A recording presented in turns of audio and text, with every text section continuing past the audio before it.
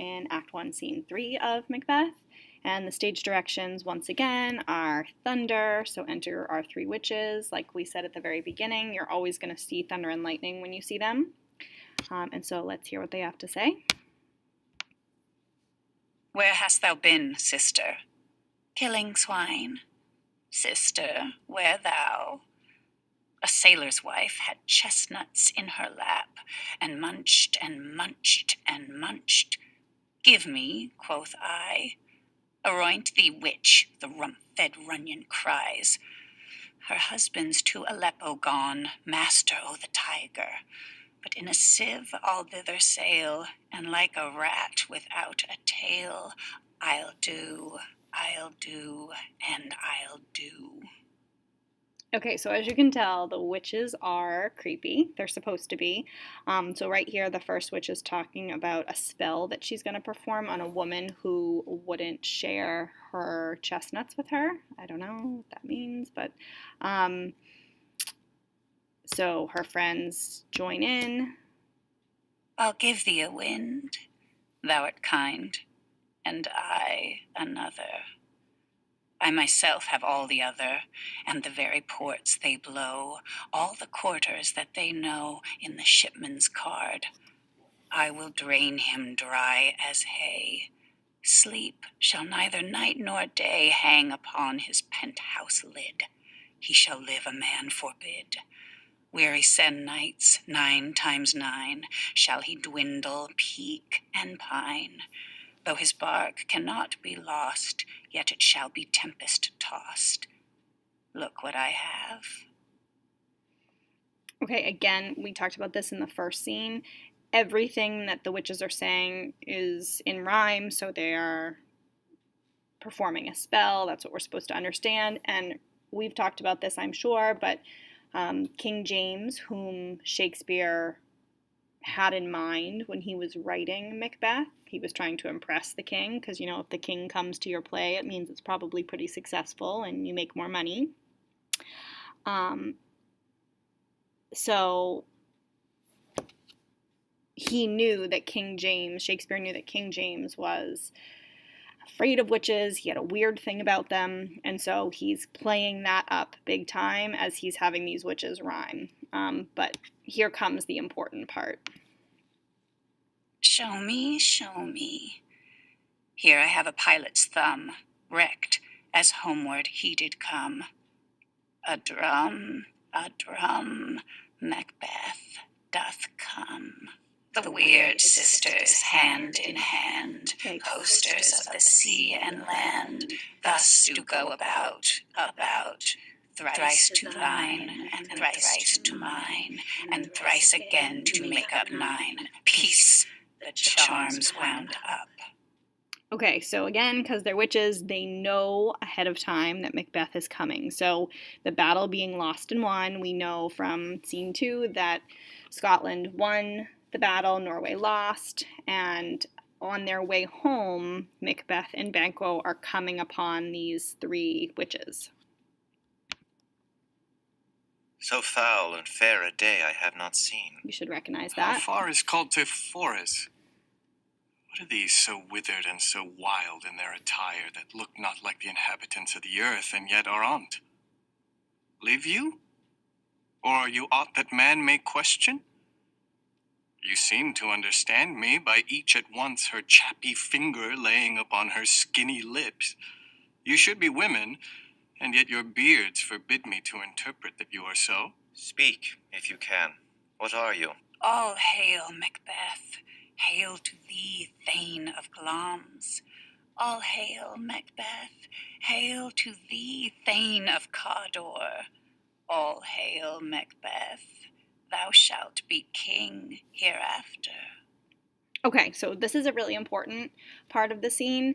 So all of a sudden, Macbeth and Banquo, like we said, are walking along, and Macbeth, obviously, this is on purpose, echoes what the witches said in the beginning. He says, so foul and fair a day I've not seen. So part of that, it has to do with the weather, and part of that has to do with him being happy that they've just won the battle, so it's both good and bad.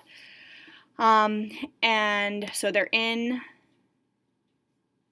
this town, Forres, and they see the witches. So Banquo says, this is how they look, so withered and so wild in their attire. They don't look like they're inhabitants of the earth, so they don't even look like people. And then he goes on to say, not so flattering, you should be women, and yet your beards forbid me to interpret that you are so. So basically, the witches are hideous. They have beards. They look like dudes. And so Macbeth demands them to talk. And so this is where he gets 3 prophecies. So prophecies meaning, things that tell the future. So they say, all right, hail Macbeth, you are Thane of Glamis. Glamis is where Macbeth is originally from, which he'll tell us in a minute. So when his father died, his father passed on this land to him. And then they say to him, all hail Macbeth, hail the Thane of Cawdor. And then they say, Macbeth, you're going to be king hereafter. So this is where some dramatic irony comes in. I bet you remember dramatic irony from Romeo and Juliet last year. But dramatic irony is when the audience knows something that the characters on stage don't know. So we know already that in scene 2, because Macbeth performed bravely, King Duncan told one of his men to go and give this title of Thane of Cawdor to Macbeth. But Macbeth doesn't know it yet. So the witches clearly know it, but Macbeth doesn't. And then they also go on to say, okay, so you're going to be king. So let's hear how it continues. Good sir, why do you start and seem to fear things that do sound so fair? I' the name of truth, are ye fantastical, or that indeed which outwardly ye show? My noble partner you greet with present grace and great prediction of noble having and of royal hope, that he seems rapt withal. To me you speak not. If you can look into the seeds of time and say which grain will grow and which will not, speak then to me, who neither beg nor fear your favors nor your hate. Okay, so Banquo, so imagine if you're walking along with your friend and 3 witches give your friend all of this good news, things that are going to happen to them in the future.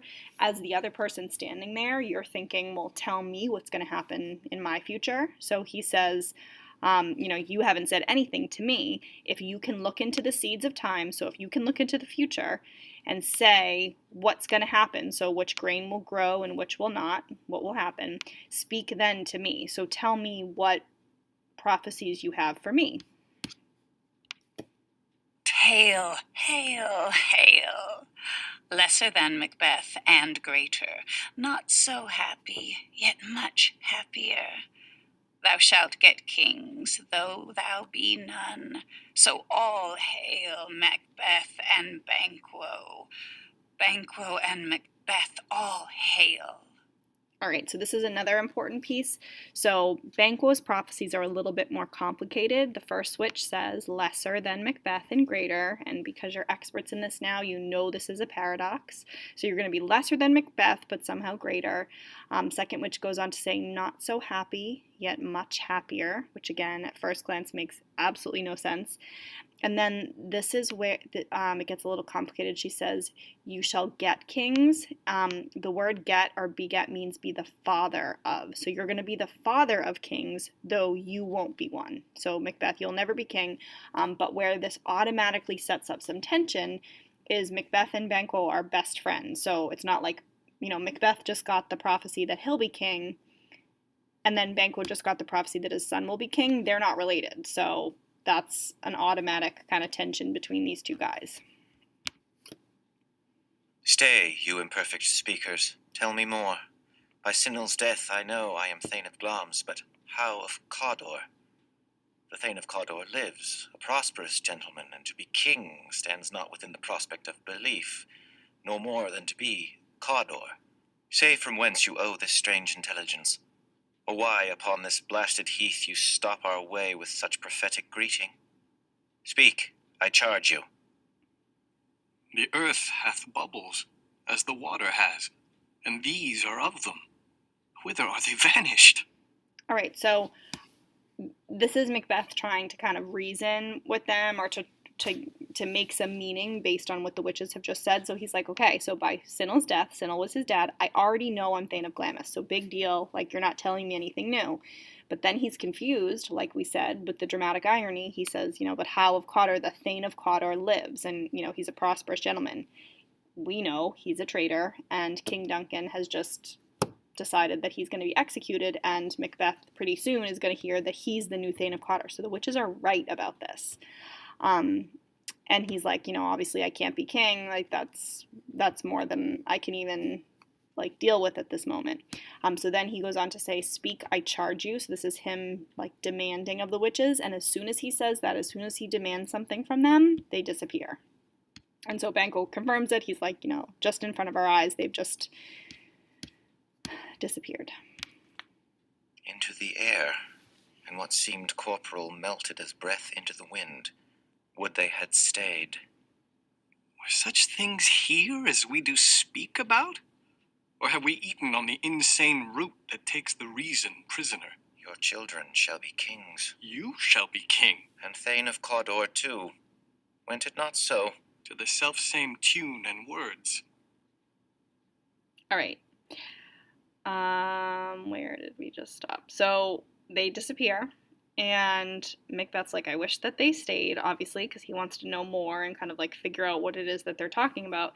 And Banquo's basically like, are we crazy? Have we eaten on the insane root that's, like, made our minds crazy? Like, did we actually just see this? And then so Macbeth says to him, your children shall be kings. Banquo says, you shall be king. So again, those two things both obviously can't happen at the same time.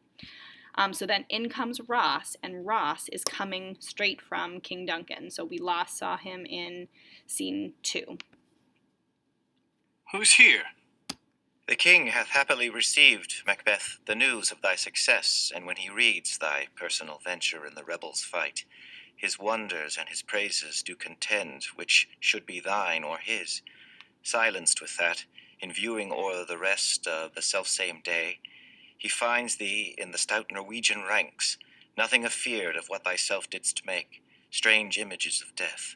As thick as hail came post with post, and every one did bear thy praises in his kingdom's great defence, and poured them down before him.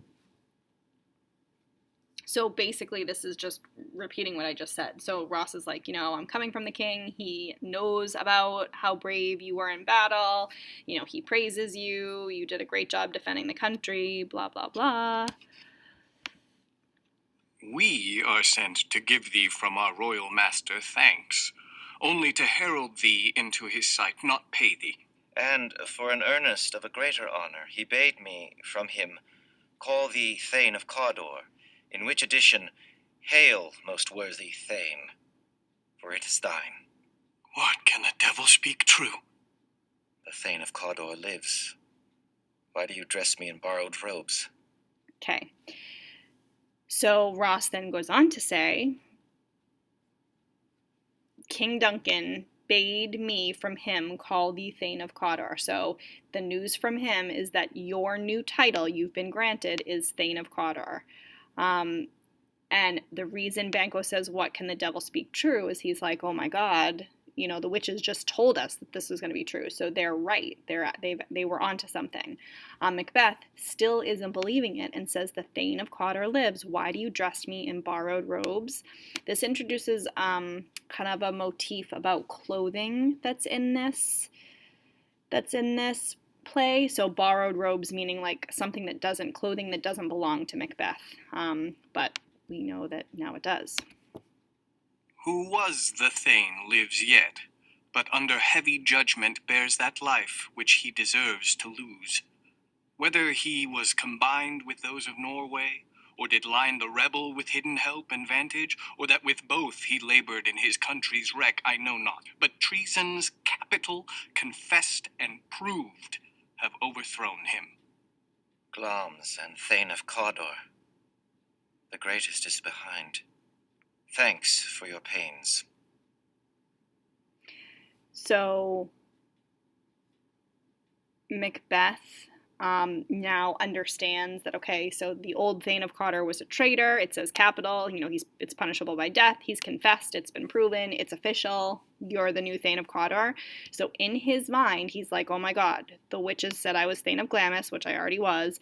Now they're right about me being Thane of Cawdor. Just on probability alone, I could be king. So now something that seemed totally impossible before, now actually, the chances of the witches being right, based on them being right about this, seem pretty good. So he's thinking about that a lot all of a sudden. But he's also troubled by this idea that, the witches said that Banquo's kids will be king, so it doesn't make sense. Do you not hope your children shall be kings, when those that gave the Thane of Cawdor to me promised no less to them? That trusted home might yet enkindle you unto the crown, besides the Thane of Cawdor. But 'tis strange. And oftentimes, to win us to our harm, the instruments of darkness tell us truths, win us with honest trifles to betray us in deepest consequence. Cousins, a word, I pray you. All right, so this is Banquo understanding something that Macbeth will never understand, and that is, he says, and oftentimes to win us to our harm, the instruments of darkness tell us truths, win us with honest trifles to betray us in deepest consequence. So, the instruments of darkness are the witches. So the witches tell us truths, ultimately to betray us. So back to that word, where did I put it? Not up there. Equivocation that I shared with you at the very beginning. So the witches, some of what the witches say is going to be true, but not all of it, but just enough of it's true in order to get Macbeth to trust in them and believe in them. So Banquo is getting that right here. The problem is Macbeth doesn't get it. And because we know he's a tragic hero, this is not going to end well for him. Two truths are told as happy prologues to the swelling act of the imperial theme. I thank you, gentlemen. This supernatural soliciting cannot be ill, cannot be good. If ill, So, paradox. why hath it given me earnest of success, commencing in a truth? I am Thane of Cawdor. If good, why do I yield to that suggestion whose horrid image doth unfix my hair and make my seated heart knock at my ribs against the use of nature? Present fears are less than horrible imaginings. My thought, whose murder yet is but fantastical, shakes so my single state of man that function is smothered in surmise, and nothing is but what is not. Look how our partner's rapt.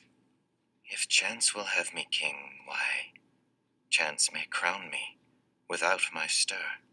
New honors come upon him like our strange garments, cleave not to their mold, but with the aid of use. Okay. So here's an example of a soliloquy. So only Macbeth is speaking this to the audience. Nobody else can hear it. And he's saying, okay, so two truths are told. I'm Thane of Glamis and Thane of Cawdor. So now, again, like we talked about, he's trying to figure out, okay, well, how does that work out with me becoming king? He's a little bit afraid of this whole thing. It says, whose horrid image doth unfix my hair and make my seated heart knock at my ribs. So think about when your heart starts to beat really fast. It feels like it's going to beat out of its chest or out of your chest. Present fears are less than horrible imaginings. So he's nervous because he understands in order for him to be king, who has to die. He knows King Duncan has to die. And then Banquo notices that Macbeth is distracted because obviously he's thinking about all of this stuff up here. And then lastly, Macbeth says, just to us, the audience, if chance will have me king, then chance will crown me without my stir. So think about stir as doing something, like some sort of action. It's a verb. So if I'm supposed to be king, if fate says that I'm supposed to be king, just like fate made me become Thane of Cawdor, then chance will crown me without me having to do anything. So I won't have to act. It'll just kind of drop into my lap and I will become king. But we know that it's probably not going to be that easy. Come what come may, time and the hour runs through the roughest day. Worthy Macbeth, we stay upon your leisure. Give me your favor. My dull brain was wrought with things forgotten. Kind gentlemen, your pains are registered where every day I turn the leaf to read them. Let us toward the king. Think upon what hath chanced, and at more time, the interim having waited, let us speak our free hearts each to other. Very gladly. Till then, enough. Come, friends. All right, so basically, you know, the two guys are going to think about it, and they say, all right, once we've let it sink in a little bit, we'll talk again about everything that we've just seen and everything that's happened. Whenever we see this, like, right near the end of a scene, whenever we see this heroic couplet, so this two rhyming lines, come what come may, time and hour runs through the roughest day, that's foreshadowing some sort of death coming up in the next few scenes. So this is close enough toward the end that Shakespeare's telling us, you know, something's going to happen, something bad's going to happen. And that is scene 3.